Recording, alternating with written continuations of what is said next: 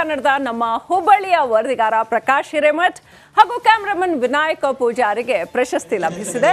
ಧಾರವಾಡ ಜಿಲ್ಲಾ ಕಾರ್ಯನಿರತ ಪತ್ರಕರ್ತರ ಸಂಘ ನೀಡೋ ವಾರ್ಷಿಕ ಪ್ರಶಸ್ತಿಗೆ ಇವರು ಭಾಜನರಾಗಿದ್ದಾರೆ. ಉಣಕಲ್ಕೆರೆಯ ಭ್ರಷ್ಟಾಚಾರದ ಕುರಿತ ತನಿಖಾ ವರದಿ ಅಭಿಯಾನಕ್ಕೆ ಉತ್ತಮ ತನಿಖಾ ವರದಿಗಾರಿಕೆ ಪ್ರಶಸ್ತಿಯನ್ನ ಮುಡಿಗೇರಿಸಿಕೊಂಡಿದ್ದಾರೆ. ಇದೇ ವೇಳೆ ವಿವಿಧ ಪ್ರಶಸ್ತಿಗೆ ಭಾಜನರಾದವರನ್ನು ಕೂಡ ಸನ್ಮಾನಿಸಿ ಗೌರವಿಸಲಾಯಿತು. ಇನ್ನು ಕಾರ್ಯಕ್ರಮಕ್ಕೂ ಮೊದಲು ಧಾರವಾಡ ಜಿಲ್ಲಾ ಉಸ್ತುವಾರಿ ಹಾಗೂ ಕಾರ್ಮಿಕ ಸಚಿವ ಸಂತೋಷ್ ಲಾಡ್ ಕಾರ್ಯಕ್ರಮ ಉದ್ಘಾಟಿಸಿ ಪ್ರಶಸ್ತಿ ಪುರಸ್ಕೃತರಿಗೆ ಅಭಿನಂದನೆ ಸಲ್ಲಿಸಿದರು. ಮತ್ತೊಮ್ಮೆ ಎಲ್ಲ ವಿಜೇತರನ್ನ ಅಭಿನಂದಿಸೋಣ. ನಮ್ಮ ಸಾಧಕರಿಗೆ ನಾವು ಕೊಡಬಹುದಾದಂತ ಅತಿ ದೊಡ್ಡ ಕೊಡುಗೆ ಅಂದ್ರೆ ನಮ್ಮ ಚಪ್ಪಾಳೆ ಮತ್ತು ನಮ್ಮ ಪ್ರೋತ್ಸಾಹ. ಈ ಸಂದರ್ಭದಲ್ಲಿ Rotary club of LIF Hubli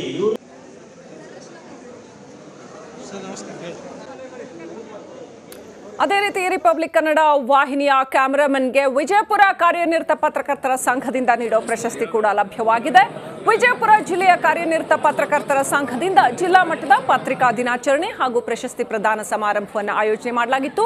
ಉತ್ತಮ ಕ್ಯಾಮರಾಮನ್ ಅನ್ನೋ ಪ್ರಶಸ್ತಿಯನ್ನ ಸುನಿಲ್ ಗೋಡೆನ್ ಅವರು ಮುಡಿಗೇರಿಸಿಕೊಂಡಿದ್ದಾರೆ. ಕಾರ್ಯಕ್ರಮದಲ್ಲಿ ಸಿಎಂ ಮಾಧ್ಯಮ ಸಲಹೆಗಾರ KV ಪ್ರಭಾಕರ್, ಜಿಲ್ಲಾ ಉಸ್ತುವಾರಿ ಸಚಿವ MB ಪಾಟೀಲ್, ಶಾಸಕ ಬಸನಗೌಡ ಪಾಟೀಲ್ ಯತ್ನಾಳ್ ಸೇರಿದಂತೆ ಹಲವರು ಭಾಗಿಯಾಗಿದ್ದರು. ವರುಣದೇವನ ಕೃಪೆಯಿಂದ ಹಳೆ ಮೈಸೂರು ಭಾಗದ ಜೀವನಾಡಿ KRS ಡ್ಯಾಂ ಭರ್ತಿಯಾಗಿದೆ. ಇವತ್ತು ಕಾವೇರಿ ಮಾತೆಗೆ ಸಿಎಂ ಸಿದ್ದರಾಮಯ್ಯ ಹಾಗೂ DCM DKಶಿ ಬಾಗಿನ ಅರ್ಪಿಸಿದ್ರು. ಆದರೆ ನಿಗಮದ ಅಧಿಕಾರಿಗಳ ಅದೊಂದು ನಡೆ ಸಾಕಷ್ಟು ಚರ್ಚೆಗೆ ಗ್ರಾಸವಾಯಿತು.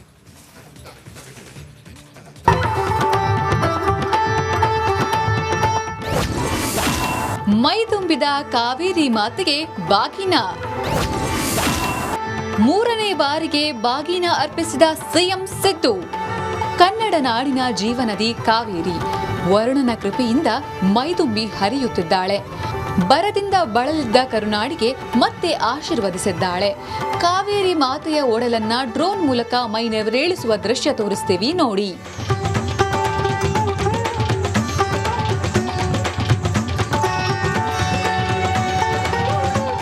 ಮಂಡ್ಯ ಜಿಲ್ಲೆ ಶ್ರೀರಂಗಪಟ್ಟಣ ತಾಲೂಕಿನ KRS ಡ್ಯಾಂ ಸಂಪೂರ್ಣ ಭರ್ತಿಯಾಗಿದೆ.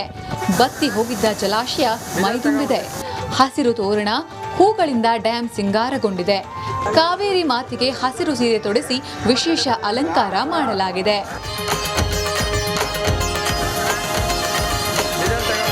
ಮೈದುಂಬಿದ KRS ಡ್ಯಾಂಗೆ ಸಿಎಂ ಸಿದ್ದರಾಮಯ್ಯ ಬಾಗಿನ ಸಮರ್ಪಿಸಿದ್ರು.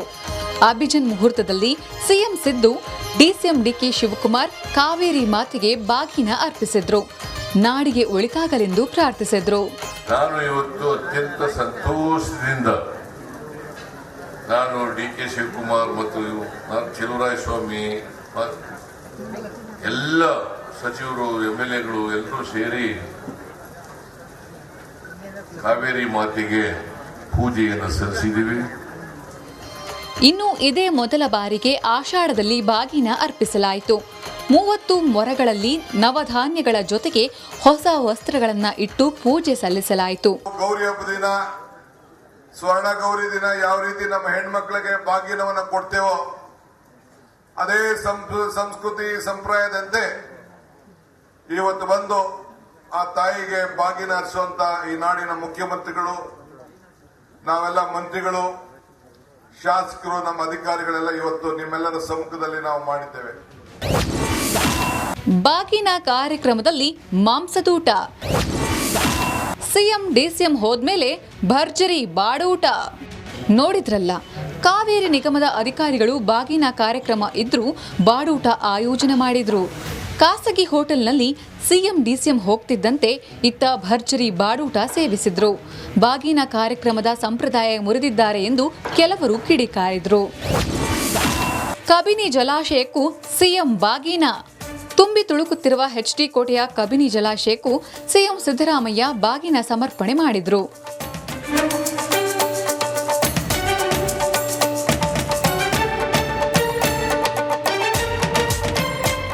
ಕಾಂಗ್ರೆಸ್ ಸರ್ಕಾರ ಬಂದ್ರೆ ರಾಜ್ಯದಲ್ಲಿ ಬರ ಇರುತ್ತೆ ಅನ್ನೋರಿಗೆ ಟಾಂಗ್ ಕೊಡುವ ರೀತಿಯಲ್ಲೇ ಇವತ್ತಿನ ಕಾರ್ಯಕ್ರಮ ಅದ್ದೂರಿಯಾಗಿ ನೆರವೇರಿತು.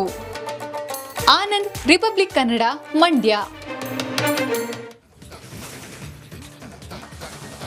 ಶಿರೂರಿನ ಗುಡ್ಡ ಕುಸಿತದ ಪ್ರಕರಣದಲ್ಲಿ ಜಿಲ್ಲಾಡಳಿತ ಒಂದು ಹೆಜ್ಜೆ ಹಿಂದಕ್ಕಿಟ್ಟಂಗೆ ಕಾಣ್ತಾ ಇದೆ. ನೋಡಿ, ಮನುಷ್ಯ ಎಷ್ಟೇ ಪ್ರಯತ್ನ ಹಾಕಿದ್ರೂ ಕೂಡ ಪ್ರಕೃತಿಯ ಮುನಿಸಿನ ಮಧ್ಯೆ ಏನೂ ಮಾಡೋಕ್ಕಾಗಲ್ಲ.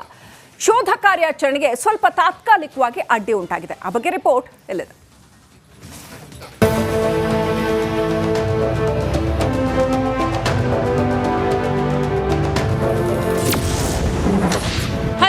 ಶೋಧ ಕಾರ್ಯದಿಂದ ಆಗಲಿಲ್ಲ ಪ್ರಯೋಜನ.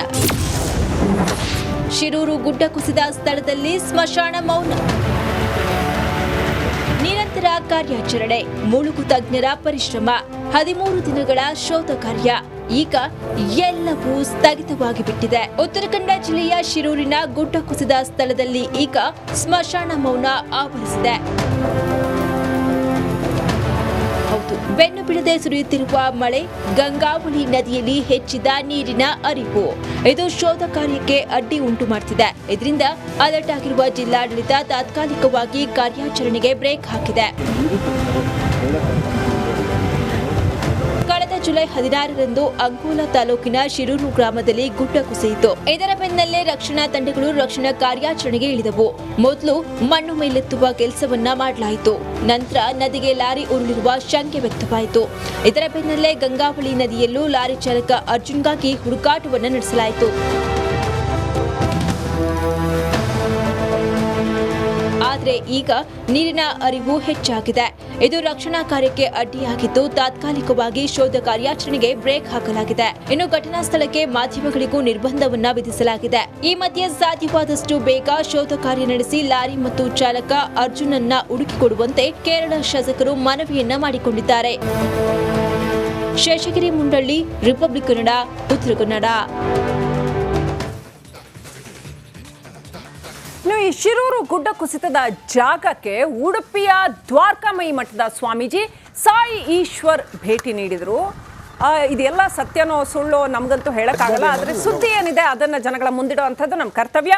ಪೆಂಡುಲಮ್ ಮತ್ತು ಎಲೆಕ್ಟ್ರಾನಿಕ್ ಸ್ಕ್ಯಾನಿಂಗ್ ಮೂಲಕ ಇವರು ಅದೇನೋ ಪತ್ತೆ ಕಾರ್ಯ ನಡೆಸಿದ್ರು. ಗಂಗಾವಳಿ ನದಿಯ 24 ಅಡಿ ಆಳದಲ್ಲಿ ಕೇರಳ ಮೂಲದ ಟ್ರಕ್ ಏನು ನಾಪತ್ತೆ ಆಗಿದೆ ಅದು ಇದೆ ಅಂತ ಈ ದ್ವಾರಕಾಮಯಿ ಮಠದ ಸ್ವಾಮೀಜಿ ಹೇಳಿದ್ದಾರೆ.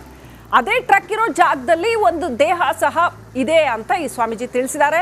ಅದು ಇನ್ನೂ ಶೋಧ ಕಾರ್ಯಾಚರಣೆಯಲ್ಲೇ ಗೊತ್ತಾಗಬೇಕಷ್ಟೇ, ಸತ್ಯ ಅನ್ನೋ ಸುಳ್ಳೋ ಏನದು ಅಂತ. ಇನ್ನುಳಿದವರ ದೇಹಗಳು ಗಂಗಾವಳಿ ನದಿಯಲ್ಲಿ ಕೊಚ್ಚಿ ಹೋಗಿದೆ ಅಂತ ಹೇಳಿದ್ರು. ಈ ಘಟನೆ ನಡೆದದ್ದು ವಿಚಾರ ನಮಗೆ ಗೊತ್ತಿತ್ತು. ಆ ಸಂದರ್ಭದಲ್ಲಿ ಸ್ವಲ್ಪ ನಾನು ಹೊರಗೆ ಇದ್ದೆ. ಆ ಘಟನೆ ನಡೆದ ತಕ್ಷಣ ಮನಸ್ಸಿಗೊಂದು ನೋವಾಗುತ್ತೆ. ನಮ್ಮೂರಲ್ಲಿ ಇಂಥ ಘಟನೆಗಳು ನಡೀಬಾರ್ದು. ಅದು ಕೂಡ ಪಾಪ ಎಲ್ಲಿಯೋ ಹೋಗುವವರು, ಏನೋ ಮಠಗಳನ್ನು ಬಿಟ್ಟು ಬಂದವರಿಗೆ ಈ ರೀತಿಯ ಪರಿಸ್ಥಿತಿ ಬರೋದು ಒಂದು ಮನಸ್ಸಿಗೆ ನೋವಾದ ಸಂಗತಿ.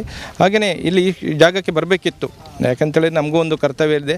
ನಾವು ಈ ಪ್ರಕೃತಿಯಲ್ಲಿರುವಂಥ ಶಕ್ತಿಯನ್ನು ಉಪಯೋಗ ಮಾಡಿ ನಾವು ಈ ಚಿಕಿತ್ಸೆಗಳಾಗಿರ್ಬೋದು, ಈ ಶೋಧಗಳನ್ನು ಮಾಡೋದ್ರಿಂದ ಏನಾದರೂ ಒಂದು ನಮ್ಮಿಂದ ಪ್ರಕೃತಿಗೆ ಕೊಡುವಂಥ ಏನಾದರೂ ಕರ್ತವ್ಯದನ್ನು ಮಾಡುವಂತೆ.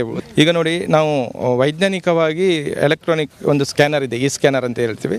ಅದು ತುಂಬ ಒಳ್ಳೆ ಕೆಲಸ ಮಾಡುತ್ತೆ. ಅದರಲ್ಲಿ ನಿಖರವಾಗಿ ನಮಗೆ ಯಾವ ದಿಕ್ಕಿಲ್ಲಿದೆ, ಯಾವ ದಿಕ್ಕಿಂದ ಎಷ್ಟು ದೂರದಲ್ಲಿದೆ ಅಂತ ನಮಗೆ ನಿಖರವಾಗಿ ಹೇಳಲಿಕ್ಕೆ ಆಗುತ್ತೆ. ಅದರೊಟ್ಟಿಗೆ ನಾವು ಪೆಂಡುಲಮನ್ನು ಯೂಸ್ ಮಾಡ್ತೀವಿ. ಪೆಂಡುಲಮ್ ಎಂಬುದು ವಿದ್ಯೆ ಅಂತ ಹೇಳಿದರೆ ಅದೊಂದು ವಿಶ್ವಶಕ್ತಿಯ ಮುಖೇನ ಅದು